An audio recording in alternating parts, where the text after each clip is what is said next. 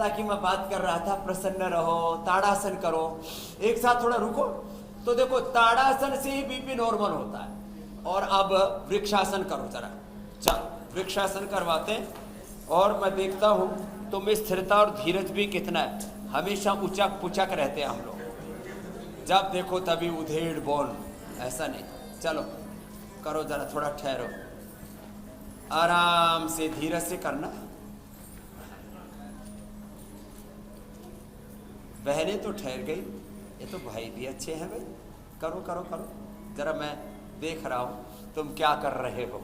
हाँ, तो ये ताड़ासन, ये वृक्षासन, इसमें जैसी मन की एकाग्रता बनती है ना, तो इससे बीपी नॉर्मल होता है, एकाग्रता से। हाँ, और जिसकी थोड़ी एकाग्रता खंडित तो हो जाए, तो जैसे मीनाक्षी जी और ज्योत्सना जी एक दूसरे का सहयोग कर रही है, वैसे उनकी एकाग्रता खंडित नहीं हो तो अखंड एकाग्रता है उनकी।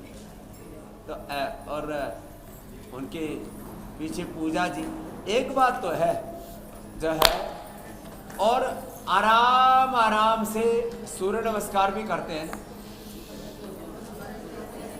आपके पास जगह कम है तो आप तो बैठ जाओ, आवाज नहीं करो, बैठ करके गोमुखासन करो, ऐसे जो कर सकते हैं। आराम आराम से सूर्य नमस्कार आपाधापी से नहीं करना, ऐसे सहजता के साथ। सूर्य नमस्कार भी तीव्रता पूर्वक नहीं करेंगे, ये भी बीपी को रेगुलेट करता है। बीपी को रेगुलेट करने के लिए दो आसन बड़े अच्छे हैं बैठ करके। एक तो ये शशकासन, हाथ ऊपर, श्वास बाहर छोड़ के आगे झुक गए, सहजता के साथ ये शशकासन किया, और इससे मन एकदम शांत हो जाता है। अब देखो ऐसे प्रशांत भाव से शशकासन करने से बीपी एकदम रेगुलेट हो जाता है। लो ऐसे सहजता पूर्वक सांस चल रहे हैं, सहज श्वसन और झुक गए, इसी में ही बीपी रेगुलेट हो गया। और गोमुखासन में बैठने मात्र से भी बीपी रेगुलेट होता है। मैंने तो देखा शिरोधारा से तो एकदम होता ही सो होता है, शिरोधारा बड़ी जबरदस्त है। और इसमें मेधा इष्टि से हवन भी करते हैं, जो है मेधा इष्टि से हवन, ये बीपी को रेगुलेट करता है। ओंकार गायत्री का जप, भगवान राम, भगवान कृष्ण, भगवान हनुमान, भगवान शिव की जो स्तुति है, जितनी भी स्तुति प्रार्थना उपासना भक्ति करते हम, शरणागति नवधा भक्ति कहते। प्रथम भगति संतन कर संगा, दूसरी रतिम कथा प्रसंगा, श्रवणम कीर्तनम विष्णु स्मरणम पाद सेवनम अर्चनम वंदनम दास्यम सख्यम आत्मनिवेदनम, जो नवधा भक्ति योग है। देखो ज्ञान योग, पूर्ण विवेक में जीना, अपना आपा अपनी निजता नहीं खोना, पूर्ण श्रद्धा में जीना, पूर्ण पुरुषार्थ में जीना, ये ज्ञान योग, भक्ति योग, कर्मयोग, ये बीपी का सॉल्यूशन है। इसलिए जो पहले हमारे पूर्वज ज्ञान के, भक्ति के, कर्म के, पुरुषार्थ परमार्थ के मार्ग पर चलते थे, उनको बीपी होता ही नहीं था। आपको आश्चर्य होगा, आयुर्वेद में उच्च रक्तचाप नाम की कोई बीमारी, क्योंकि हमारी जीवन शैली ऐसी थी कि उसमें बीपी की गुंजाइश ही नहीं थी। यह है बड़ी बात। और ये हल्के आसन है ना, शशकासन, गोमुखासन। जी मेरी बहन, ये स्वामी जी एक और स्टडी का हम जिक्र कर लेते हैं। शुरुआत में तो एक स्टडी हमने बताई कि लक्ष्य ऐसा बनाया जा रहा है कि अमरत्व मिल जाए, लेकिन लक्ष्य तो हमारा अच्छी सेहत होनी चाहिए। लेकिन चीन में जो नई स्टडी हुई है स्वामी जी, वो ये रिसर्च कहती है कि गाड़ियों की आवाज और तेज हॉर्न से भी बीपी बढ़ता है।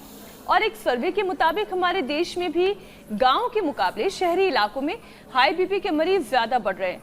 तो क्या इसकी वजह ये शोरगुल, इतना लगातार चिल्ला चोट जो हमारे आसपास मची रहती है, हाँ, क्या ये है? ये जितने भी मन को उच्चाट करने वाले, देखो मैं 10 कारण बताता हूँ जिससे बीपी बढ़ता है।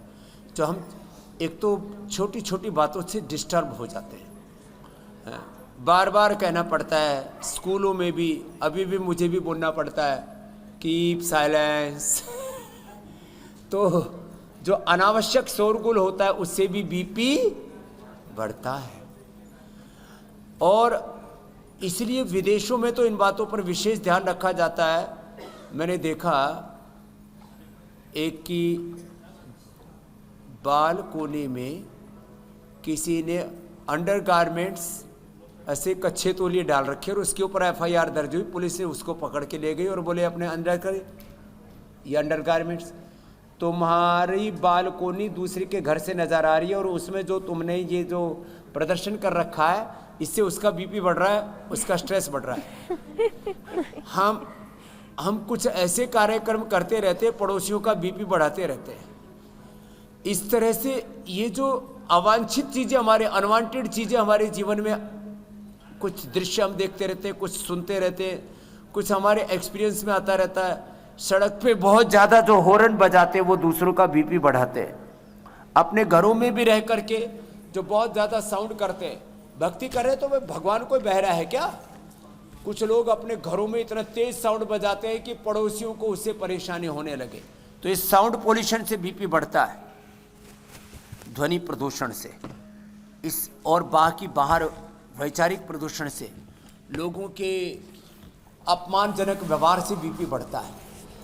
ये छोटे छोटे कारण बन जाते हैं। मन में आक्रोश है, मन में कुंठा है, उससे भी BP बढ़ता है। उत्तेजक आहार से BP बढ़ता है। आयुर्वेद की दृष्टि से देखें तो जितने भी पित्तवर्धक पदार्थ हैं ये BP को बढ़ाने वाले हैं।